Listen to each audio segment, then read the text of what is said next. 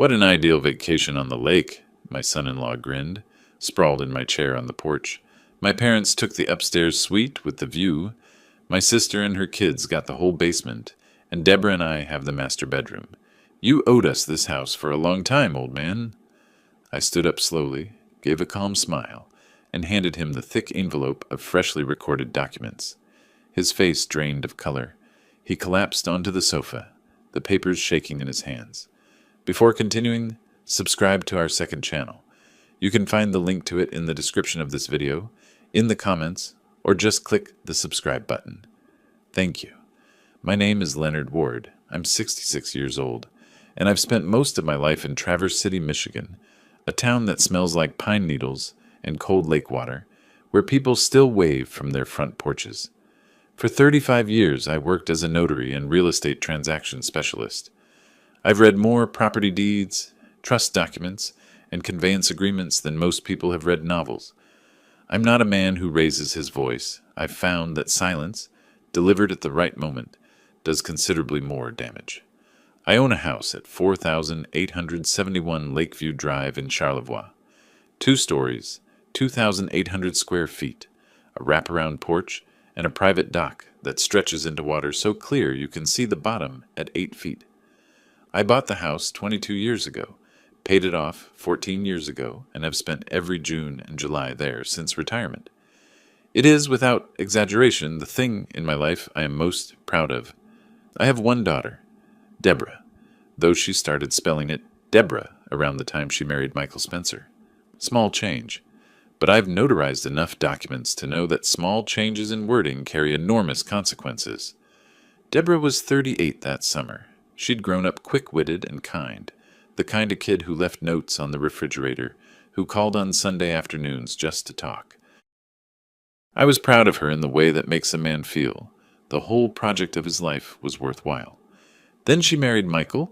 Michael Spencer was 41, a real estate agent out of Detroit, and a man who had confused confidence with competence for so long, the two had become indistinguishable to him.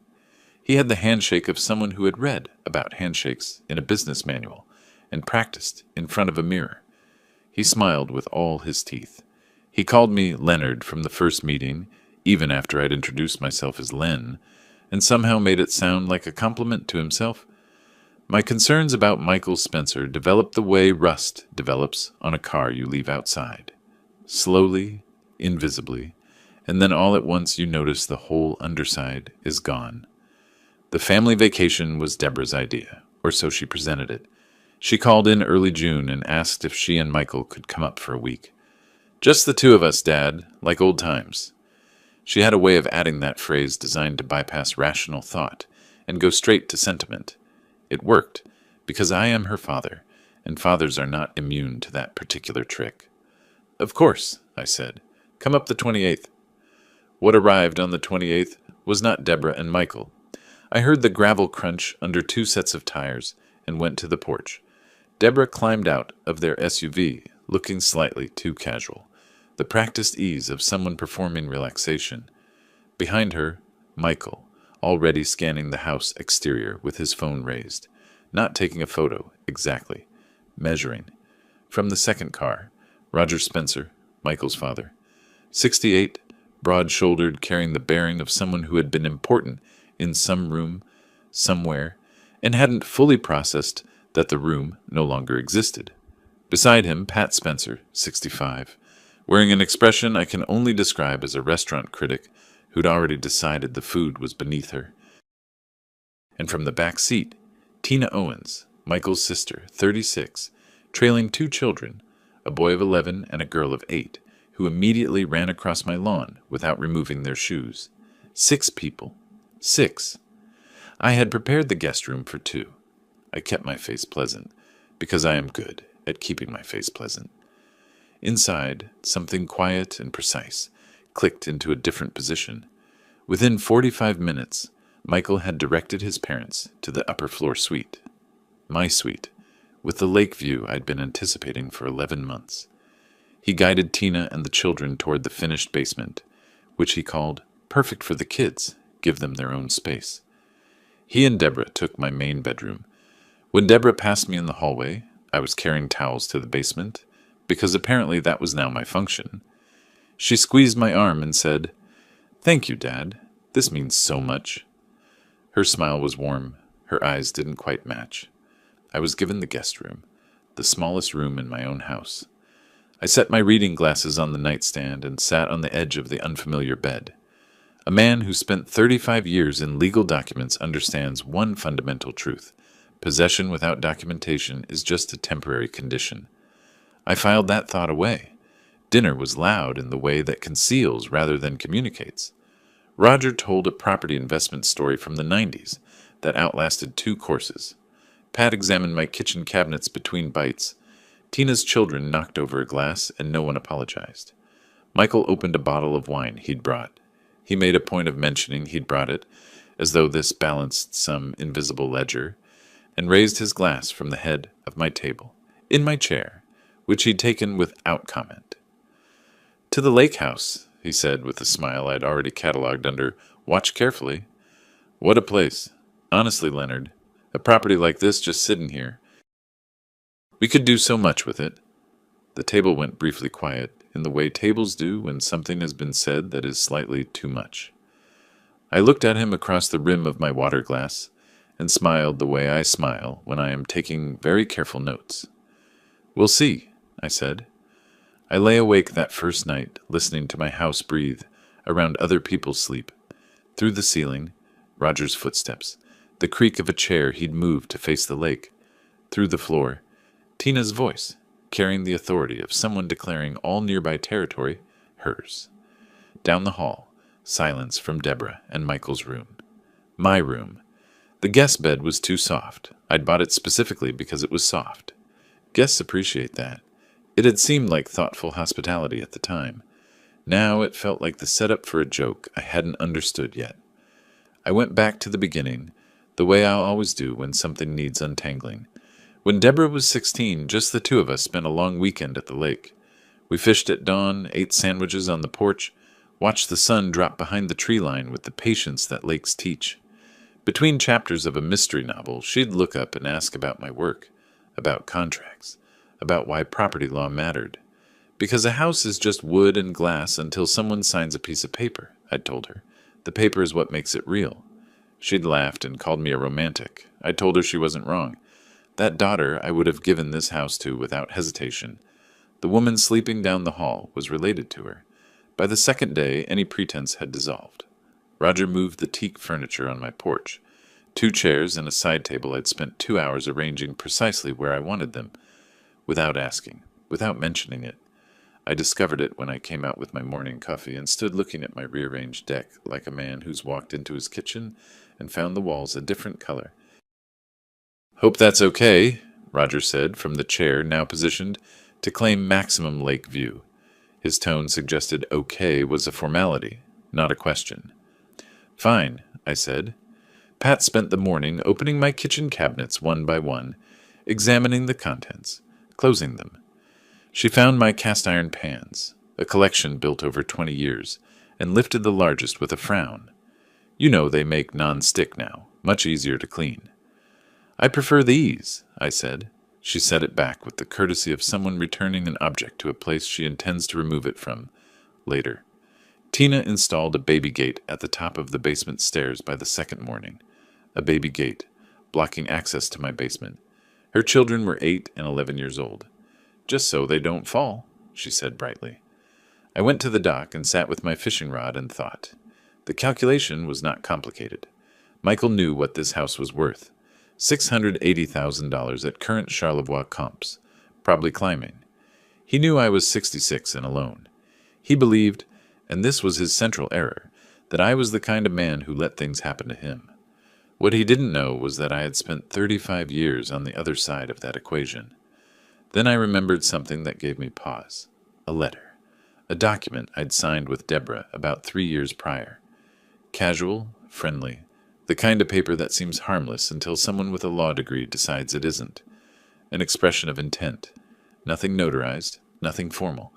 But language has a way of meaning more than people expect when they don't pay attention to what they're signing. On the 3rd afternoon, I got my answer about what Michael intended. He was on the porch, phone to his ear, voice low but not low enough. I was inside, near the open screen door, very still. A good notary learns early that silence is the best recording device. Lakefront, yeah. Charlevoix. No, the old man's cooperative. He won't be an issue. I'm thinking we list it before October. Beat the winter drop-off. I set my coffee mug on the counter, slid my jacket off the hook, and went out through the kitchen exit. The drive into town takes 11 minutes.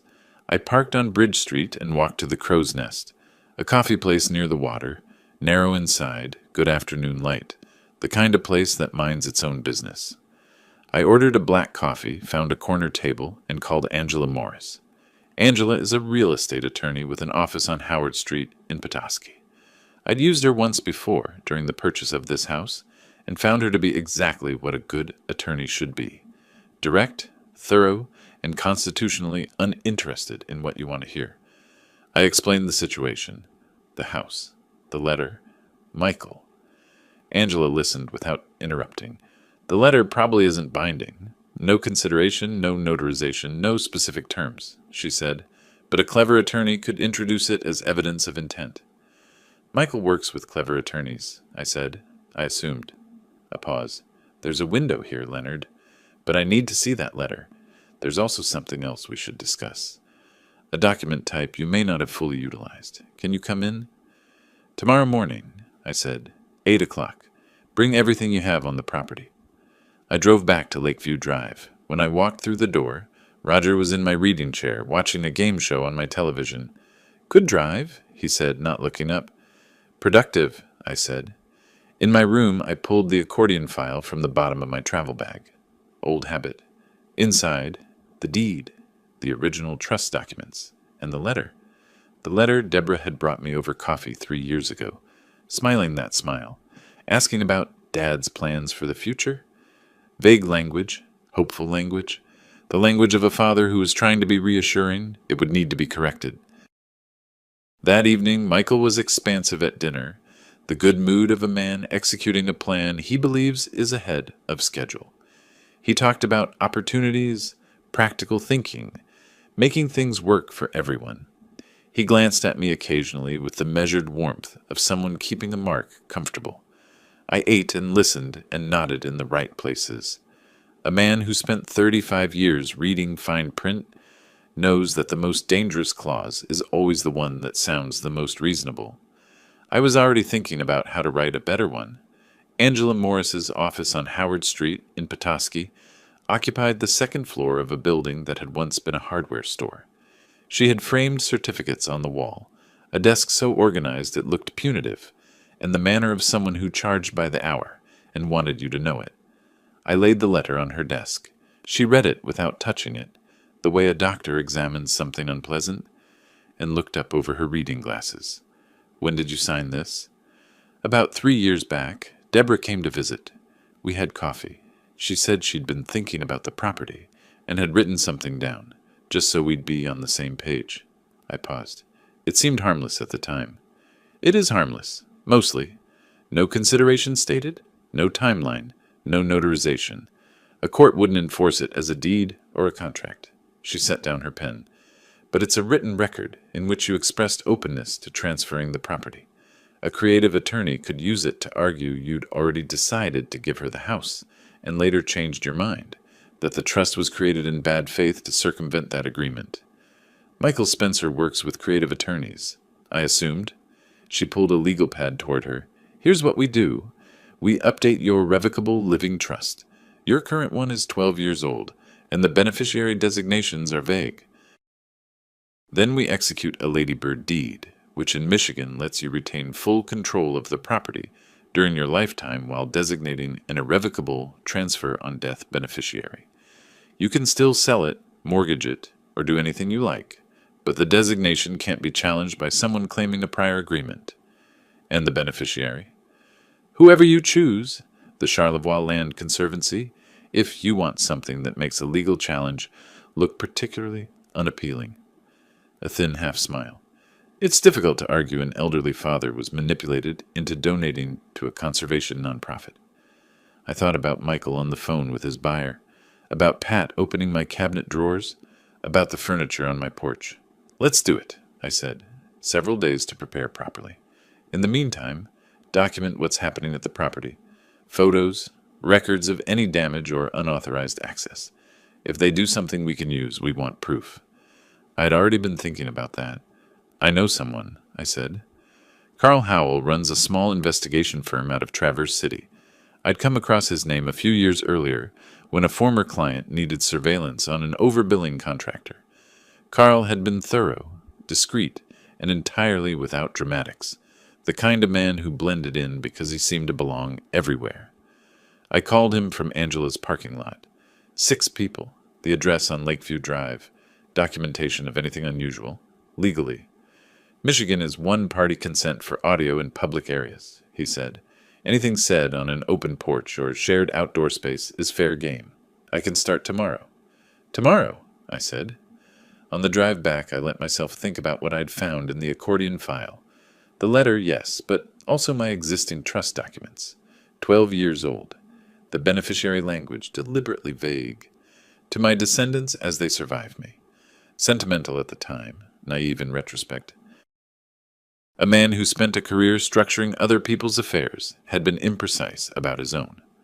I pulled into the driveway at 4871 Lakeview Drive to find an unfamiliar car parked alongside the SUV.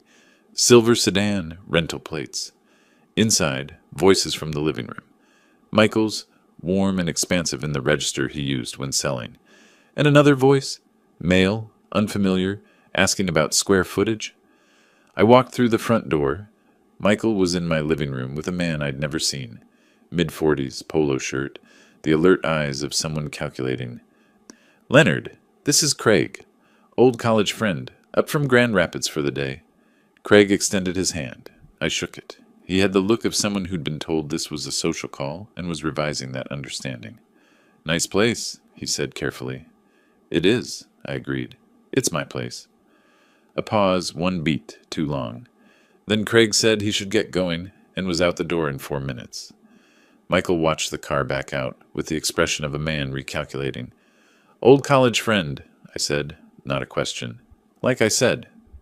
His smile stayed in place, but the wattage had dropped. "Of course," I said, and went to my room. That evening I went to my study, the small room off the kitchen where I keep my files, and the 1920s Seth Thomas mantel clock I'd been restoring for 3 months. The clock had been moved 6 inches to the left. The cabinet door where I keep the winding key was ajar in a way I never leave it. I stood in the doorway for a long moment. I sat in my reading chair without turning on the lamp and thought about what they'd been looking for. The deed, the trust documents, anything they could photograph or misrepresent. They hadn't found what they wanted. Those documents traveled with me, but they had looked.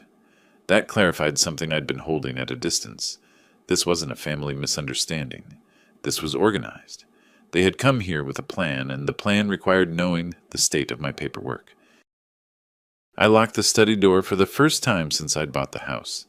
Then I went to bed and slept better than I had in a week. Carl Howell arrived the following morning in an unremarkable gray sedan.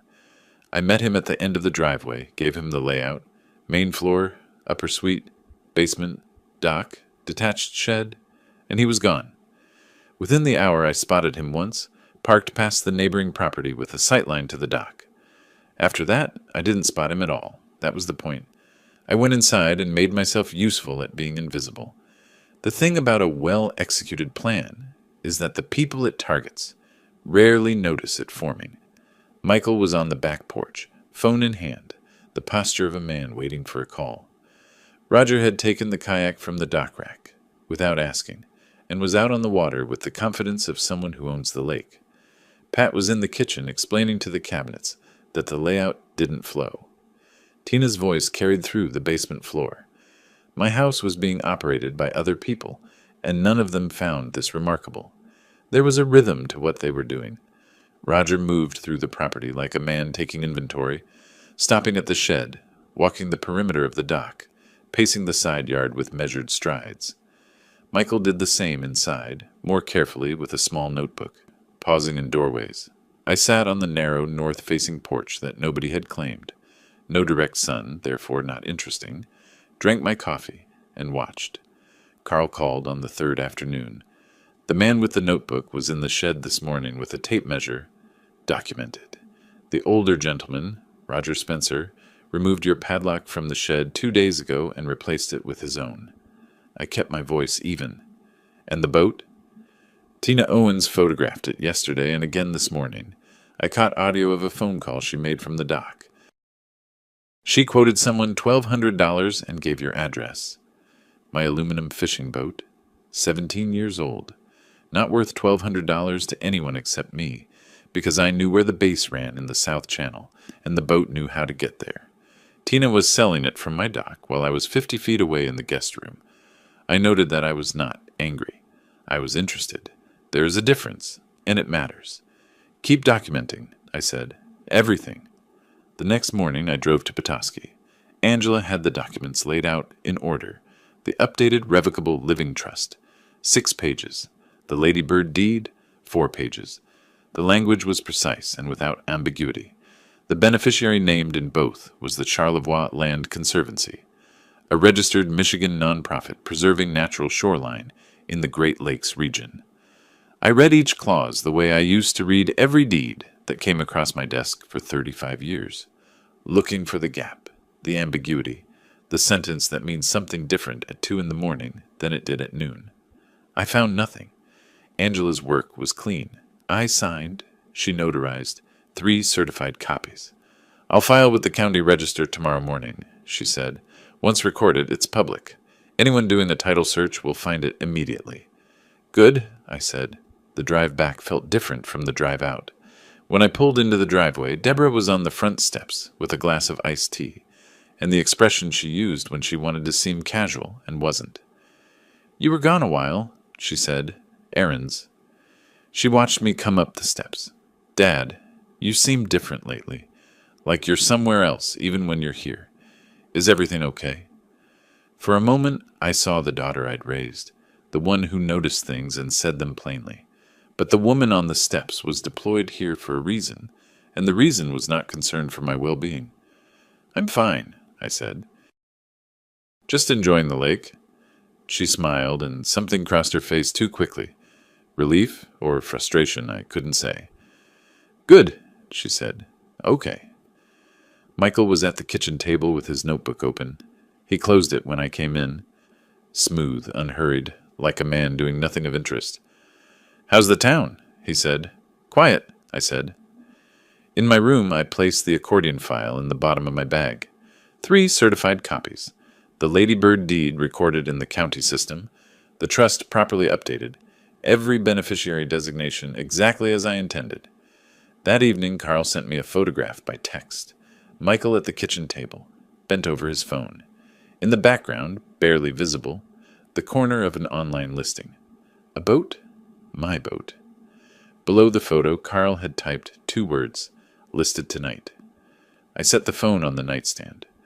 Outside, the lake was going dark in the specific way it does when the sky stays light a little longer than the water, a narrow seam of luminance between 2 kinds of dark. Michael Spencer was about to go looking for my title documents in the county register. When he found them, he would see a Lady Bird deed with 1 beneficiary, and it would not be his wife. I turned off the lamp. Some people, when they think they're hunting, don't notice when the situation reverses. They keep moving because they've decided the outcome, and they're just executing the steps. That certainty is not a strength, it's a blind spot. 2 days after Carl sent me the photo of the boat listing, I was sitting on the north porch with a cup of coffee and a detective novel I wasn't really reading when Michael came through the screen door and dropped into the chair across from me. He had the deliberate casualness of a man who had rehearsed an approach. Leonard, he said, I've been thinking we should talk. Really talk. I turned a page I hadn't finished. All right. This situation, all of us here, the house, the future. He leaned forward, elbows on knees.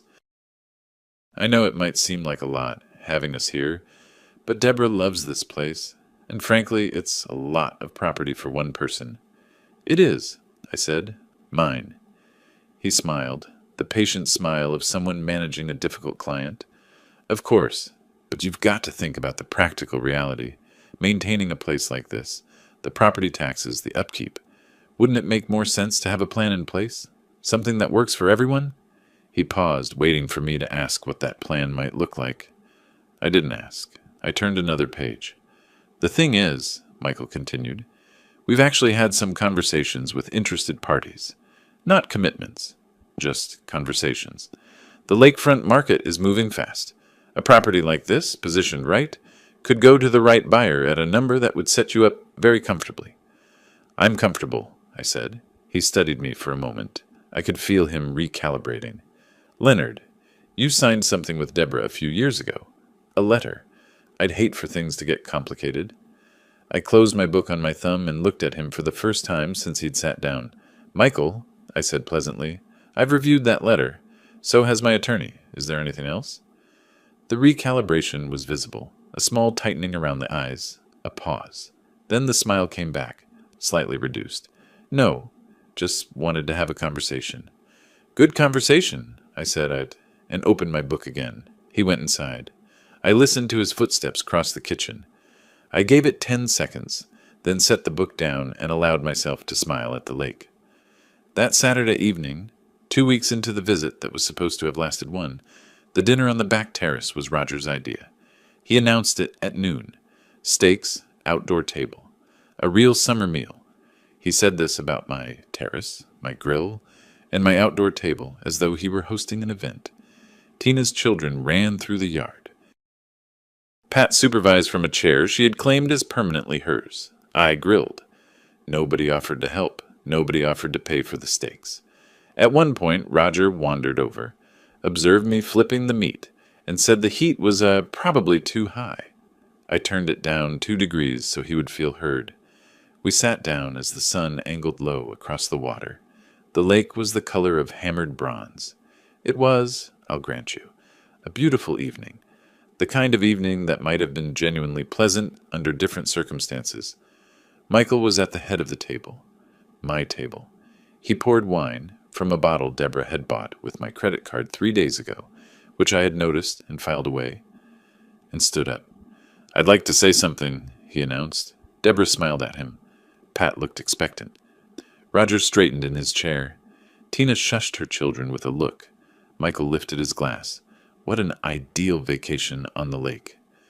He said it with real warmth, looking around at the house, the water, the dock, the shed, the kayak. Everything I owned. My parents in the suite upstairs, my sister and her kids with the whole basement. We've really settled in. He let that land. Then his eyes moved to me.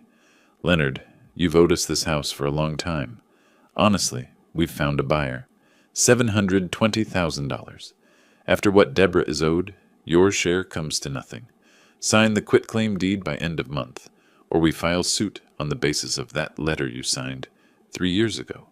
He set down his glass, one way or the other. The table was very quiet. I could hear the lake behind me. I sat for a moment, then I stood. I reached into the inside pocket of my jacket, the jacket I'd worn specifically because it has an inside pocket, which I'd put on at 4 that afternoon for exactly this reason, and removed an envelope. I placed it on the table in front of Michael. I did not say anything. He looked at the envelope, then at me, then back at the envelope. He picked it up with the hands of a man who still believed this was under control, opened the flap, and pulled out the papers. It took him 14 seconds to read the first page. I counted. His face went through several things in a short time. First, concentration, then a small frown of confusion, then something that might have been called the look of a man who reaches for a doorknob and finds the door is not there. He sat down. He sat down the way a marionette sits when the strings go slack. Not dramatically, just completely, onto the sofa cushion behind him, the papers still in his hands. "What is this?" he said. It wasn't quite a question. "Certified copies," I said. "Revocable Living Trust. Updated and recorded with the Charlevoix County Register of Deeds 9 days ago. Lady Bird deed, recorded the same morning. The beneficiary in both documents is the Charlevoix Land Conservancy." I picked up my fork. "The steaks are getting cold." Deborah snatched the papers from Michael's hands. She read standing up fast, her eyes moving across the page twice. Then she looked at me. "This can't be contested," she said. Not quite a question either. I looked at her, my daughter with my eyes and her mother's sharp jaw, and said, "You're welcome to try." I slept well that night, better honestly than I had in weeks. There's something clarifying about a situation that has moved from the realm of anticipation into the realm of fact. By morning, the house had a different atmosphere. The previous evening's dinner had ended in pieces, Deborah retreating inside with the documents, Michael sitting on the terrace for a long time staring at the water, Roger and Pat disappearing to the suite without the usual remarks about the evening. Tina put her children to bed early, and I didn't hear her voice again until the following day. I made coffee, took it to the north porch, and waited. Michael appeared mid-morning, moving through the kitchen with his phone already at his ear. Through the screen, I caught fragments. "Mark, yeah, I need you to look at something this morning. Ladybird deed, Michigan. Yeah, it's recorded." Mark, I presumed, was his attorney in Detroit. I went back to my coffee. An hour later, Michael came to the north porch with his composed face on, the professional face, not quite as convincing as 2 weeks ago. "I spoke with my attorney," he said. "Mark reviewed the documents. The Ladybird deed is properly executed. The trust update is clean." He looked at the lake. "He also says the letter of intent doesn't hold up against a properly recorded instrument." "Your attorney is thorough," I said. "He also says we can challenge on undue influence, that you signed under pressure, not of sound mind." "Michael, the trust was drafted by Angela Morris, reviewed by me for 2 hours, signed in her presence with a witness, and recorded at the county office the following morning. There's a notarial seal on every page." I lifted my coffee. "Think carefully about that challenge." Something moved behind his eyes. He went inside. 2 days after the terrace dinner, Angela called. "I've sent the notice to quit," she said. "Formal notice to all 6 occupants. Certified mail, hand delivery by courier this morning, and a copy slid under the front door. They have 48 hours to vacate voluntarily. Michael is planning to file a challenge. Undue influence. Let him. We have a signed letter from your physician confirming your cognitive capacity 2 weeks before the trust execution. We have the notary seal, the witness, the county record. An undue influence claim requires evidence of pressure and diminished capacity. He has neither." A pause. "However, there will be a preliminary hearing. Expect that within 2 to 3 weeks." She paused again. "Leonard, have you spoken to Carl today?" "Not today." "Call him," she said. I called Carl from the driveway. "The boat sold," he said. "Yesterday evening. Buyer came to the property, loaded it on a trailer, drove away. I documented the transaction, video of the buyer, partial plate on the trailer. Tina Owens accepting payment in cash. A beat. $950. She counted it on your dock. $950. For a boat she didn't own, sold from a dock she didn't own, to a stranger who loaded it onto a trailer and drove it away while I was reading in the guest room of my own house. I stood in the driveway looking at the lake for a moment. "Send everything to Angela Morris," I said. "Today." "Already sent," Carl said. Inside, Michael was at the kitchen table with his phone. He looked up when I came in. The professional composure was still in place, but it had the quality now of something maintained rather than natural. I walked to the refrigerator, poured a glass of water, and looked at him over the rim. "I notice the boat is gone from the dock," I said. His jaw tightened very slightly. "Tina mentioned she arranged something." "She did," I said. "My attorney also mentioned it. Interesting thing about personal property in Michigan. Selling something that belongs to someone else without authorization is conversion. It's a civil claim." I set the glass on the counter. Depending on the court's view, the damages can exceed the sale value. Michael said nothing. I watched his hands. They were still on the table. Very still, actually. The stillness of someone maintaining stillness consciously. Across the county, a judge's clerk was logging a preliminary hearing for the following week. 48 hours of notice to quit were running, and Carl Howell's documentation, video, audio, photographs, was sitting in Angela Morris's email inbox, organized by date and time. That evening, Deborah knocked on my door and opened it without waiting, an old habit, though this house had never been her childhood home. I bought it when she was 22. But the habit had the shape of familiarity, and standing in my doorway, she looked, briefly like the daughter I remembered.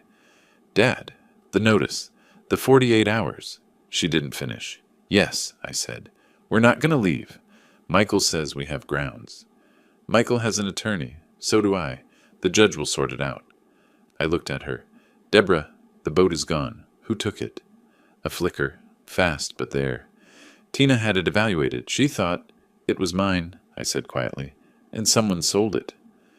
She held my gaze a moment, then looked away. "I'll talk to Michael," she said, and pulled the door closed.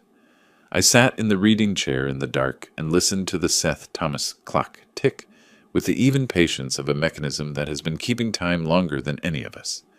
The hearing was set, the counterclaim filed, the documents recorded, and Tina Owens had sold my boat for $950 on my own dock. I made a mental note to ask Angela to add interest. The morning before the preliminary hearing, Carl Howell came to the house for the first time. I met him on the driveway. Inside would have required explanations I didn't want to give, and he handed me a manila envelope without ceremony. "Everything's dated and labeled," he said. "Angela has the originals. These are your copies." I opened the envelope on the hood of my car. 11 photographs, 4 video files on a thumb drive, 2 audio recordings, transcribed, a screenshot of the boat listing with Tina's contact number visible. The photographs were orderly and damning. Roger Spencer in the act of removing the shed padlock with bolt cutters. Michael at a kitchen doorway with a tape measure extended, the notebook open in his other hand. Tina on the dock, phone to her ear, the boat visible on the rack behind her. The buyer loading the boat onto a trailer, while Tina stood to the side counting bills. I looked at the last photograph for a moment. Tina counting cash on my dock, with my lake behind her. "The audio from the terrace," Carl said. "The phone call about the buyer at $720,000. Clear enough for a transcript." "Angela already has everything?" "Sent last night." I put the envelope in my bag and shook his hand. He drove away.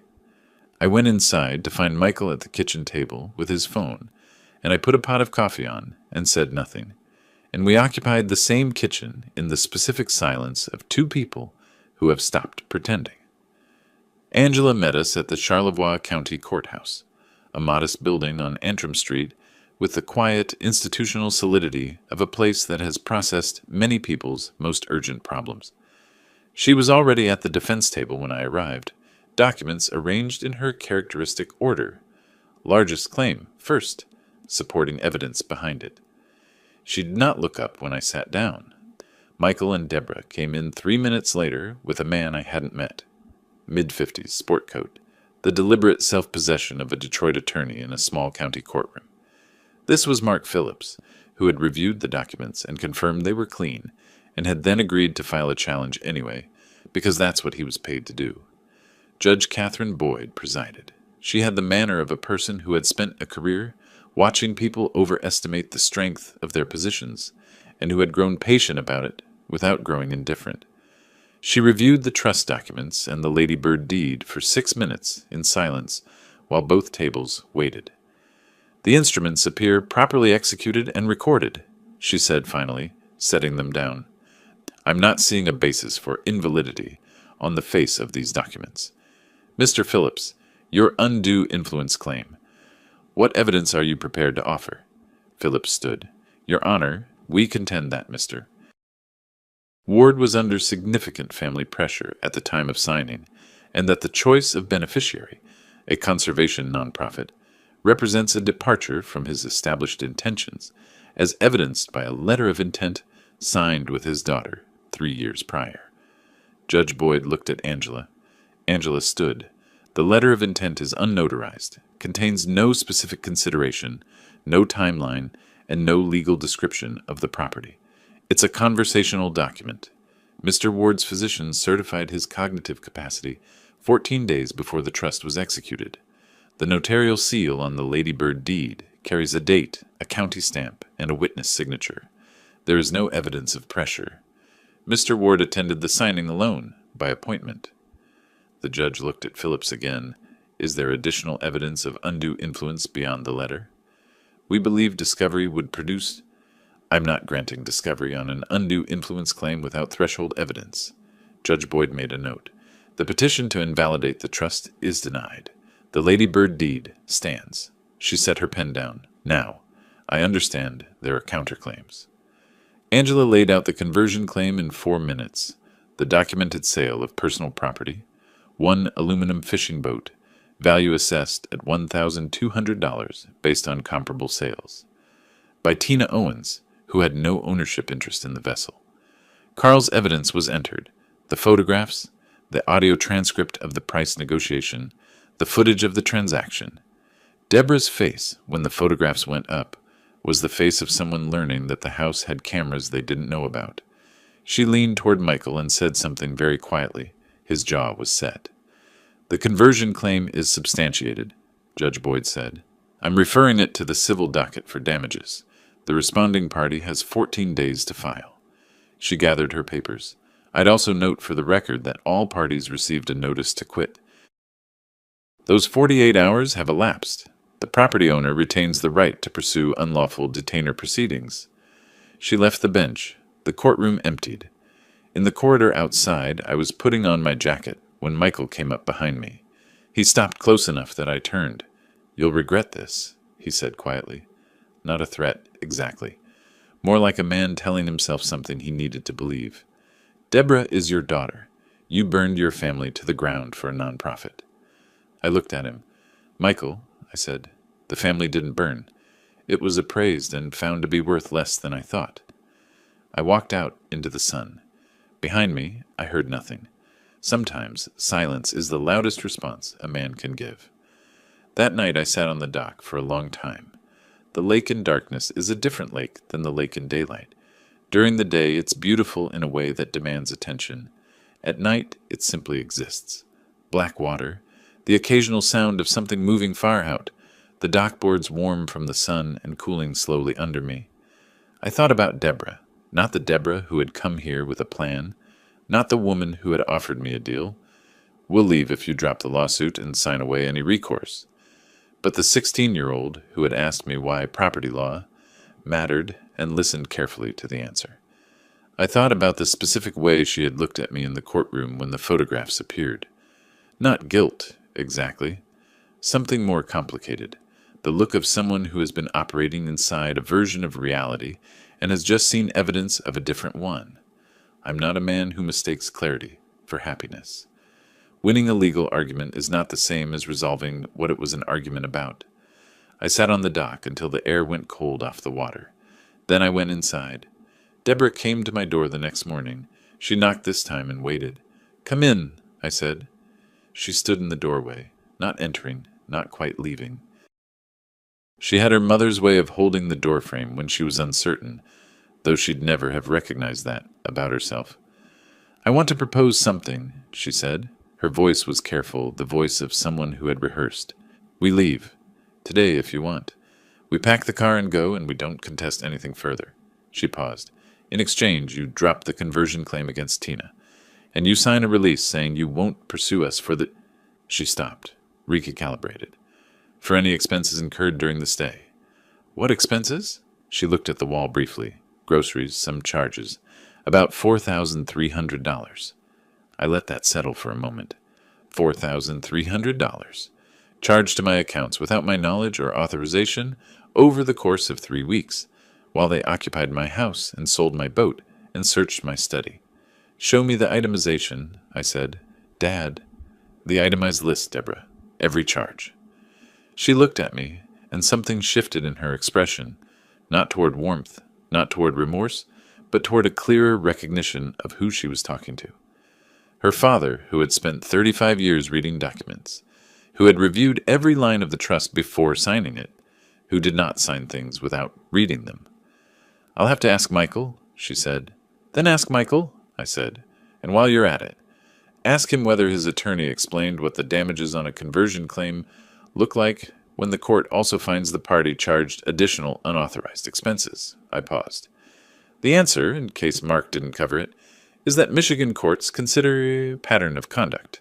She left without another word. 3 days later, Angela called. The conversion hearing went well, she said. Judge Boyd found in our favor. Tina Owens owes $950, the sale price, plus $2,850 in statutory damages. The court found the sale deliberate and without legitimate claim of authority. A pause. Michael's challenge to the trust is dead. He has no further legal avenue on the property. And the unauthorized charges? I've sent a demand letter. 14 days to respond before we file a separate civil action. Her voice had the particular flatness of someone about to deliver more news. Leonard, Roger Spencer told the deputy sheriff this morning that he intends to remain in the property. He used the phrase, lawful guest, and declined to acknowledge the notice to quit. I sat with that for a moment. Roger Spencer, 68 years old, who had replaced my padlock and rearranged my furniture and borrowed my kayak without asking, was now claiming legal standing to remain in my house on the grounds that his son had invited him. Deputy Kowalski? I said. He's already spoken with our county attorney. A writ of eviction is being prepared. Given Roger's explicit refusal to vacate after a valid notice to quit, the court can move quickly. She paused again. The writ will cover all 6 occupants. Once it's served, they'll have a window to comply before enforcement. How long? Enforcement can begin within days of service. I'll let you know when it's filed. I thanked her and ended the call. Through the kitchen window, I could see Roger on the back porch, sitting in what he had decided was his chair, looking at what he had apparently decided was his lake. He had a glass of iced tea. He looked entirely comfortable. I watched him for a moment. A man of 68, who had spent 3 weeks systematically dismantling the assumption that my property was mine, and who had now, in the face of a court order, decided to simply stay. Somewhere in the county, a clerk was processing the paperwork for a writ of eviction that covered 6 people by name, including Roger Spencer, and Deputy Brent Kowalski would be reading it within the week. I turned from the window, put the kettle on, and picked up my detective novel from the counter where I'd left it 4 days ago. The ending, I had found, was rarely the surprise. The surprise was always how long it took everyone else to see it coming. Deputy Brent Kowalski arrived at 4871 Lakeview Drive at 9 in the morning. On the dot, as it turned out, because I was watching from the kitchen window with a cup of coffee when his cruiser pulled up the gravel drive. He was a lean man in his 40s, with the unhurried manner of someone who had done this before and didn't need to make theater of it. He carried the writ of eviction in a manila envelope under his arm. I met him on the porch. "Mr. Ward," he said, "I have an order of the court here. All 6 named occupants are required to vacate the premises. I'll need to serve them directly." "They're inside," I said, and held the door. What followed was the kind of morning that is not dramatic in the way people expect drama to look, but is dramatic in its own way. The drama of consequence arriving in practical form. Deputy Kowalski walked through my house and knocked on doors and explained, in the level, non-negotiable voice of county authority, that the court had issued a writ, and compliance was not optional. Roger Spencer's response was to attempt negotiation. He met Kowalski in the upstairs hallway with his reading glasses on and the demeanor of a man who expected to be reasoned with. "My son invited us here," he said. "We have a legitimate claim of guest status. I'd like to speak with the supervisor." "Sir," Deputy Kowalski said, "the court has already addressed that claim. You'll need to pack your belongings." Roger's face went through several things. Indignation, then the particular blankness of a man who has reached for an argument and found it isn't there. He went back into the suite. From the basement, Tina's voice came up through the floor. "This is not legal. You can't do this." Her children were audibly upset. I had expected this to make me feel something complicated. It didn't. She had sold my boat.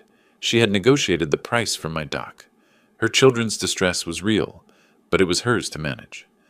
Kowalski went downstairs. I heard his even voice and then Tina's, dropping from a shout to something closer to a plea, and then the sound of boxes being moved. Pat Spencer came into the kitchen where I was standing. She had been crying, or was on the verge. Her eyes were reddened, her composure carefully maintained in the brittle way of someone holding something together that is close to breaking. She looked at me with an expression that seemed to expect me to feel ashamed of something. I waited. She said nothing. After a moment, she went back toward the stairs. Michael was in the main bedroom when I walked past. The door was open. He was standing in the middle of the room, not packing, just standing, looking at the wall. Mark Phillips, his Detroit attorney, had apparently told him clearly enough that the appeal had no viable basis. Michael's jaw was set. His hands were at his sides. He had the look of a man replaying a series of decisions and arriving at the same calculation each time. He glanced at me in the doorway. I didn't say anything. Sometimes the silence is sufficient. 3 hours later, by a few minutes past noon, they were done. 2 cars in the driveway, loaded. Tina's children sat in the back seat of the second car, looking at their phones. Pat and Roger were already in the front. Deborah stood by the passenger side of the first car, not quite looking at me, not quite looking away. Michael came down the porch steps last. He stopped at the bottom and looked at me where I stood on the porch. "Tell me one thing," he said. "Did you plan all of this from the beginning, before we even arrived?" I thought about that for a moment. The manila envelope on the nightstand, the accordion file at the bottom of my bag, Angela's office on Howard Street, Carl's gray sedan on the road past the neighboring property. "I had a framework," I said. "Your behavior filled in the details." He looked at me for another moment. "You burned down your relationship with your daughter." "You built that fire," I said quietly. "You handed her the match." He turned and got in the car. Deborah was already inside. Neither of them looked back as both cars went down the gravel drive and onto the lake road, and were gone. I stood on the porch for a while. The lake was very blue. A merganser was working its way along the shoreline, in the unhurried manner of a bird with nowhere particular to be.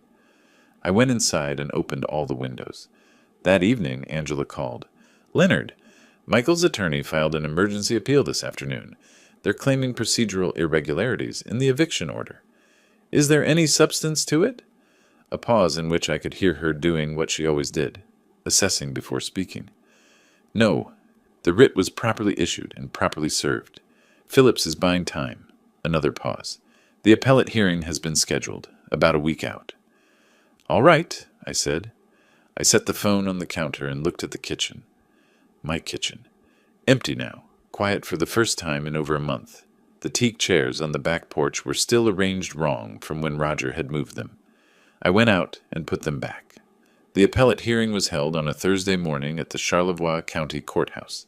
The same building on Antrim Street, the same smell of institutional carpet and old wood. The appellate judge was a woman named Sandra Reeves, who had the compact, efficient manner of someone with a full docket and a specific tolerance for arguments she had already evaluated. Mark Phillips stood and argued procedural irregularities for 11 minutes.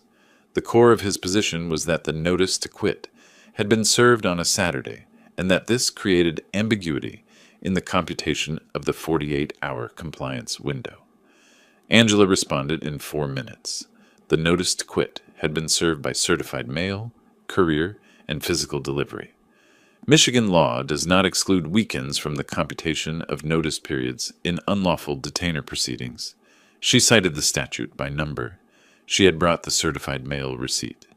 Judge Reeves looked at the receipt. She looked at the statute. She looked at Phillips. "Counsel," she said, "the 48-hour period is measured from service. Service occurred at a documented time. I'm not finding the ambiguity." She closed the folder. "The appeal is denied. The eviction order stands." Phillips said something about further review. Judge Reeves said he was welcome to pursue it and wished him a good morning. The hearing was over in under 20 minutes. In the corridor, Angela gathered her files without ceremony. "That's finished," she said. "The property is yours.